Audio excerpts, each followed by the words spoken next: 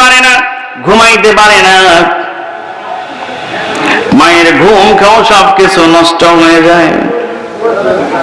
সন্তান যখন আস্তে আস্তে বড় হয়, পেটের ভিতরে যখন সন্তান পা হাত পা নাড়াচাড়া করতে থাকে, প্রতিটা পায়ের আঘাতে মায়ের মনে হয় এখনই বুঝি প্রাণটা বেরিয়ে যাবে।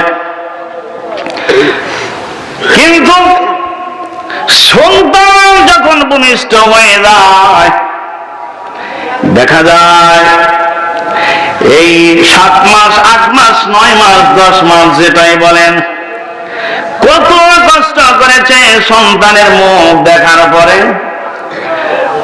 সন্তানকে বুকে জড়ায়া নিয়া কপালে মুখে চুমকে 10 মাসের সমস্ত ব্যথা বেদনা ভুলে যায়, ঠিক কিনা?